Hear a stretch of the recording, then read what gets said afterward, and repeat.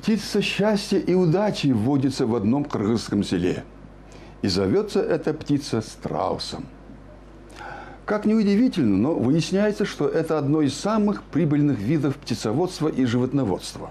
Она безотходная, у страусов в ход идет все. Хозяева продают и мясо, и шкуру, и перья, и яйца. А ведь поначалу, 10 лет назад, когда страусы только прилетели в село Байтик, все смеялись и крутили пальцы у виска, мол, какие в наших краях страусы. Хозяина не знаю, вот перья. В родном селе Байтик его называют хозяином экзотической фермы, а он зовет своих страусов птицами удачи. Надо их учить же. Первые птицы прилетели в Кыргызстан маршрутом из России. Кульбайсун привез их 10 лет назад. Экзотические страусы быстро привыкли к горному климату и дали потомство. Хотя сельчане, видевшие страусов только по телевизору, удивлялись. Ну не нашего полета эта птица. Вот эта самка сейчас приглашает петуха. Видишь, вот таким этим приглашает петуха. Сомнения оказались напрасны. Теперь страусов на ферме не пересчитать. Это любого занимается. Вот пошла. Один самец на 3-4 раза в день. Это любого занимается. Азы страусоводства Кульбайсун осваивал на ходу, штудируя книги и пособия своих иностранных коллег. И из интернета дочка вытащила. И там я загорелся. И потихоньку все прочитал, изучил там. Друзья из Москвы привезли книгу там, видео там привезли. Все посмотрели. Ферму в полгектара король страусов сам проектировал, строил. Поначалу здесь жили всего 6, а теперь целое пернатое стадо. Конечно, здесь же территории мало. По идее, на 1-2 самки должна один самец. И свою территорию, понимаешь? А здесь мы сделали групповую. Причудливым птицам, судя по всему, полюбилась сельская кыргызская глубинка. Несмотря на всю экзотичность, страусы неприхотливы. Принося своему хозяину мясо, яйца и перья, они не требуют больших затрат. Едят все, что дают. Качанку, то есть качанку. Вот это у нас этот леди, он 1 год 45 штук снес, да. Некоторые птицы имеют свои имена. В основном это первые поселенцы. Сторожил красавчик, теперь вроде местного вожака. Видишь, пугает. Вот это лидер. Пугает вечно. Разведение страусов довольно выгодное занятие. Одна переработанная шкура может окупить затраты на покупку птенца.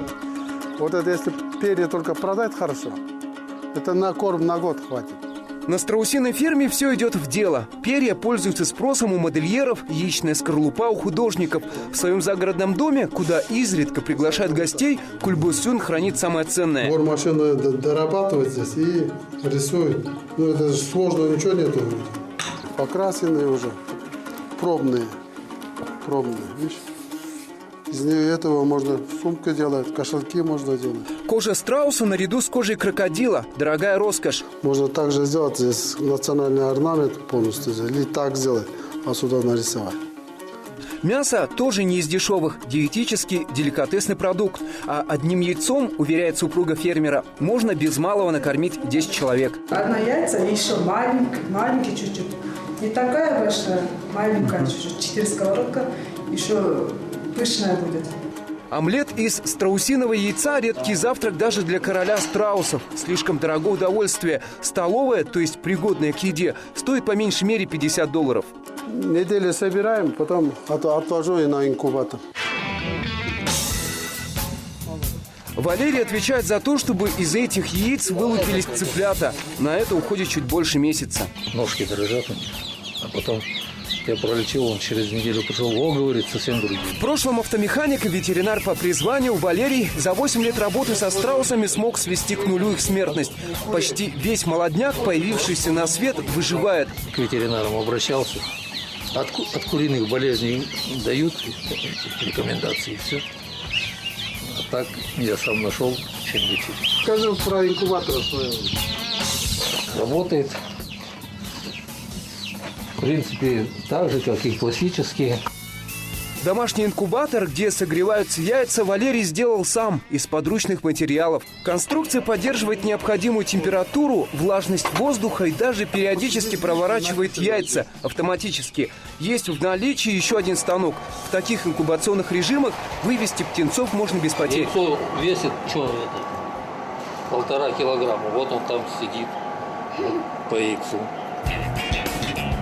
Этому птенцу всего несколько часов. Он вылупился уже зрячим и с пушком. Через пару месяцев будет весить больше 10 килограммов.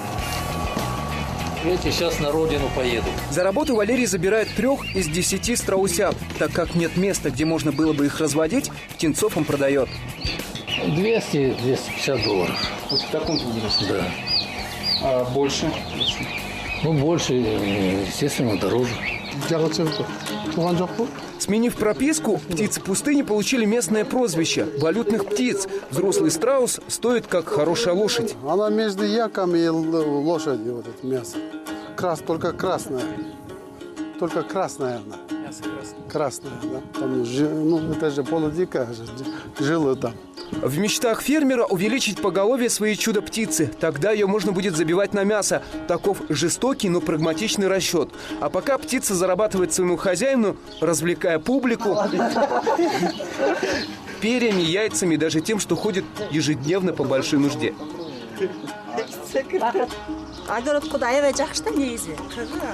Страусиный помет, пожалуй, самое лучшее удобрение в природе. Растет все, как на дрожжах.